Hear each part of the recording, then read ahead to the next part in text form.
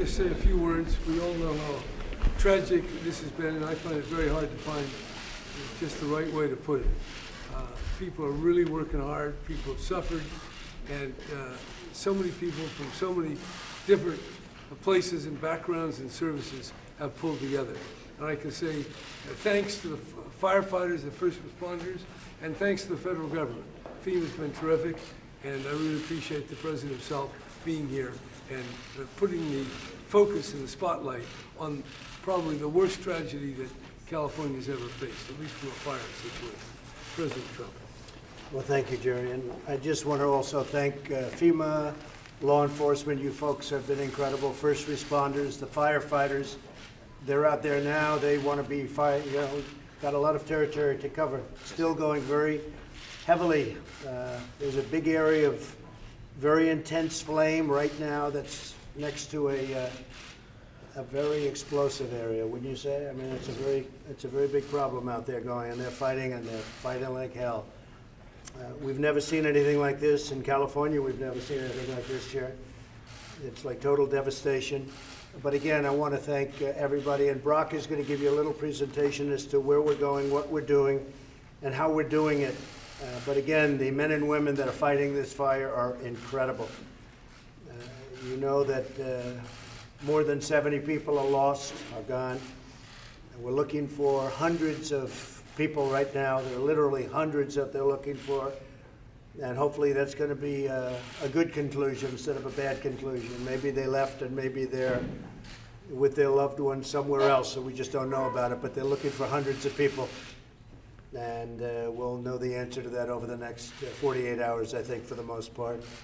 Brock, perhaps you could give a little bit of a presentation as to how we're going to stop the rest of this monster. Yes, sir. So, Mr. President, as we've discussed, this is probably the worst disaster that I've seen in my career.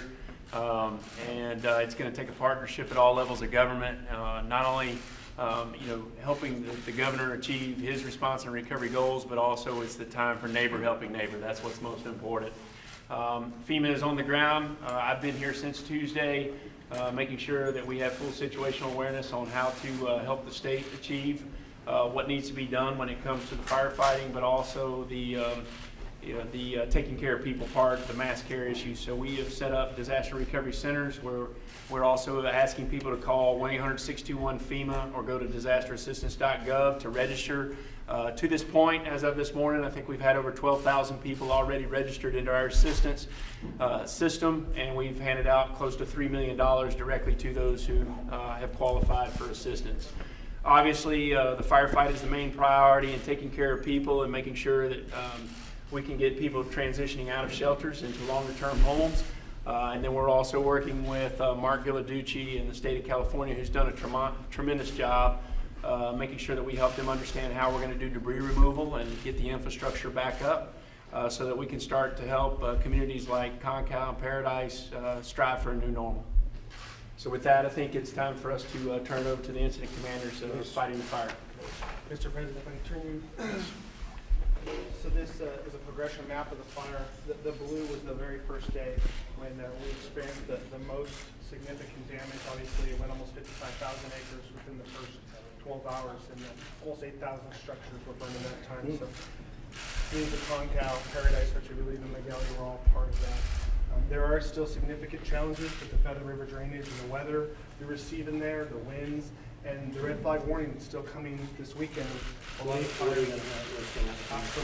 This whole area, especially in the river drainage, and there's still communities, the Berry Creek and other communities outside the burn area that we are concerned with. Well, good luck. Thank you very much. Thank you. Thank you.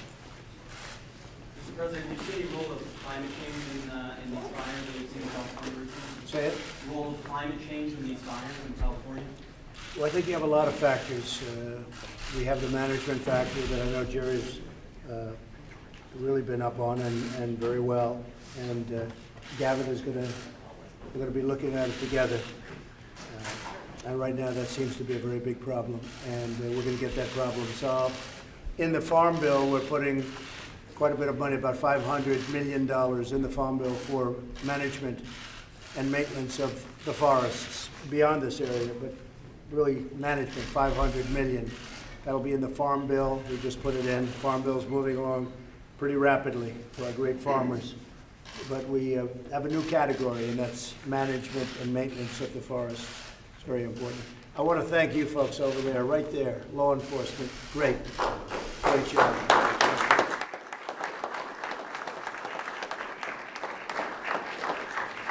Does seeing this devastation though change your opinion at all on climate change, Mr. President? No, no. I have a strong opinion. I want great climate. We're going to have that, and we're going to have forests that are very safe. Because we can't go through this every year. We go through this, and we're going to have safe forests, and that's happening as we speak. So the fire, you said you didn't change the fire management. Should the state and local officials have been done? No, we're going to work together with the federal government. No, state, local, and federal government. Federal government's going to work with the state and local, and we're going to help them with funding.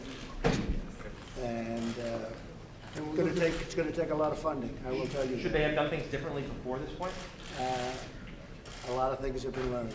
A lot of things have been learned, and they've been working very hard. And I think you're going to see something very spectacular over the next number of years. I think if we can really look at the facts from a very open point of view, there are a lot of elements to be considered, and the President came, he saw, and I'm looking forward over the next months and even beyond to really understand this threat of fire, the whole matter of drought and all the rest of it. And it's not one thing, it's a lot of things. I think if we just open our minds and look at things, we'll get more stuff done. Okay. Thank you very much. Thank you.